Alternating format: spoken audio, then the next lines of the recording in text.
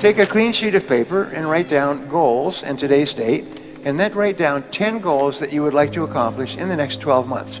And write them in the present tense, almost like you're submitting an order. And just write down, I earn, I achieve, I weigh, I drive such and such a car, I own, whatever it happens to be. And the goals will be financial goals, family goals, physical goals, and so on. Write down 10. And then you take this list of 10 and you say, if I had a magic wand and I could wave this magic wand and I could have any one goal on my list within 24 hours, which one goal would have the greatest positive impact on my life? Which one goal? And go over it. And usually this will jump out at you. And put a circle around that goal. And that's a goal you transfer to a clean sheet of paper. And then you follow the 7 steps. Write it down. Set a deadline. Make a list of everything you have to do to accomplish it. Organize the list into a checklist. Take action. And then do something every day. If you'll just do this simple exercise, then you'll all be rich. I'll be rich. Nothing can stop you but yourself. I'm going to show you the recipes and the formulas that you can use. And sometimes it just takes one choice. And remember, 87% of millionaires and billionaires are self-made. They started with nothing. And nobody's smarter than you, and nobody's better than you. If somebody else can do it, especially with all the disadvantages that many people start off with, if someone else can do it, you can do it as well. That's the proof. Abraham Lincoln once said that some become wealthy as proof that all can become wealthy. So I wanted to share with you what I call the 7 C's. So the first C is the C of clarity. Clarity is my favorite word in success. It's my favorite word in business.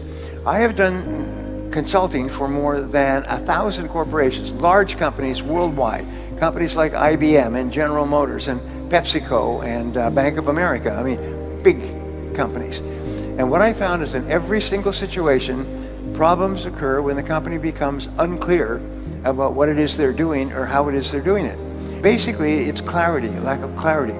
Now, here's something else I learned, and they did a study of 50 owners of companies, successful owners of companies like yourselves, and they asked them, what is the very best time management or business tool that you've ever discovered?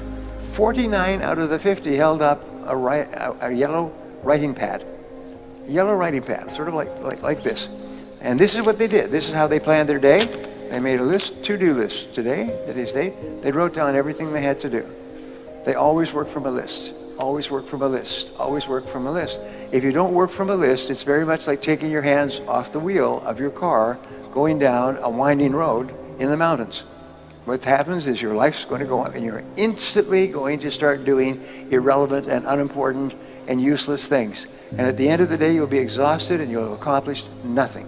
The most powerful tool in the world is you, a pen, and a piece of paper. This is the greatest wealth creator in the world.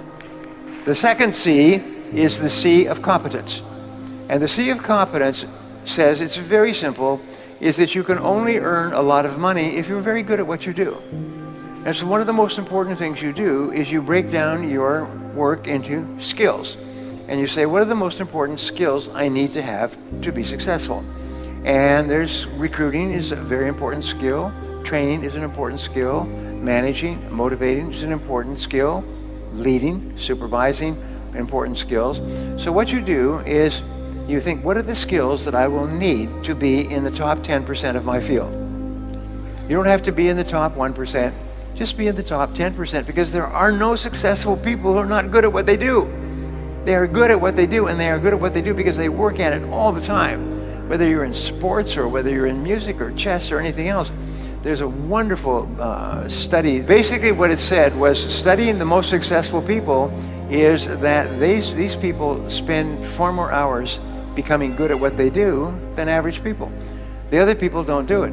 And that everybody has natural abilities, but the ones who use those abilities transform themselves by really, really working hard at becoming good, one skill at a time. This is another thing that's really important. Don't try to be good at everything, because what happens is you just break down. You just overwhelm yourself and you'll just give up. And you say, oh, I tried that before. I had an experience, which I'll pass on to you. When I was a young man, I was in my 20s, and I was in sales, knocking on doors every day.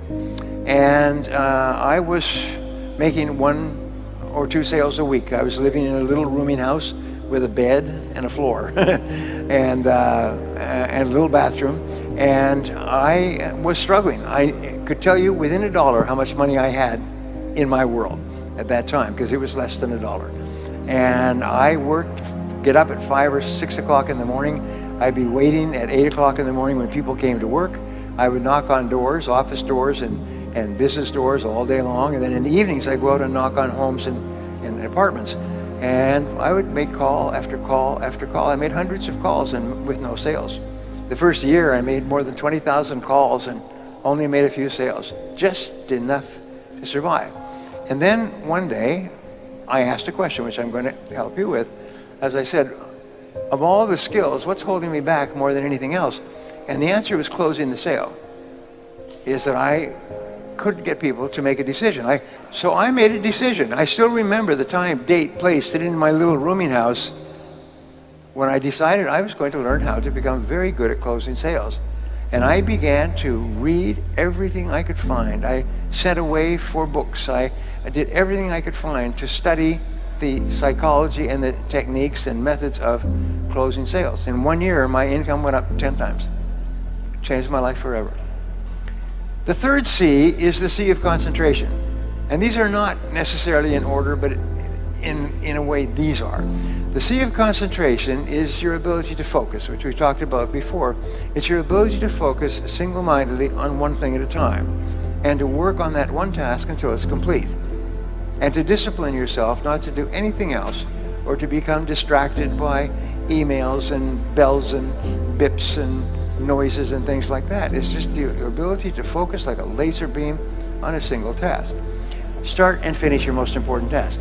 Number 4 is constraints between where you are today and where you want to be sometime in the future. A goal is there is always one constraint or choke point that determines the speed at which you get from here to here.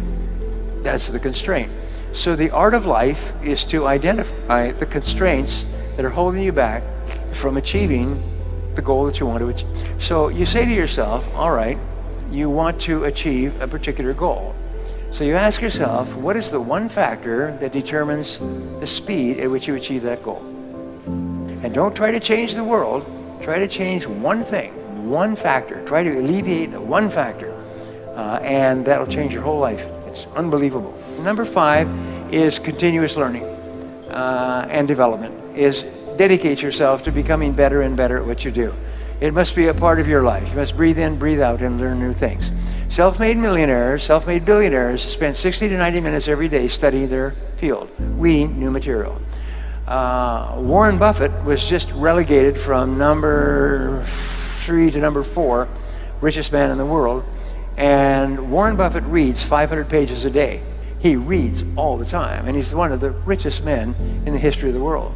And he and his partners all say the same thing. You've got to read. Read and learn all the time. And one idea can make you rich. So just keep flooding your mind with new ideas.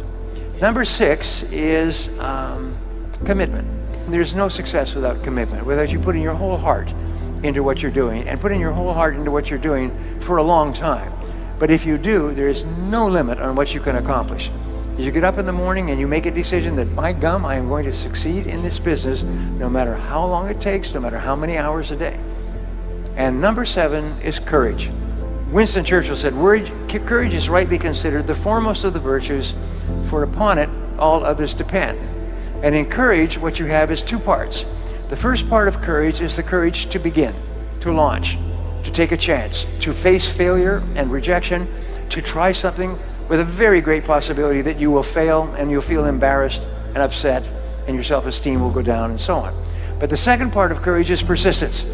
It's the power to keep going and keep pushing yourself and driving yourself. A woman that I was going out with before I was married, she asked me, Brian, she said, what is your best quality?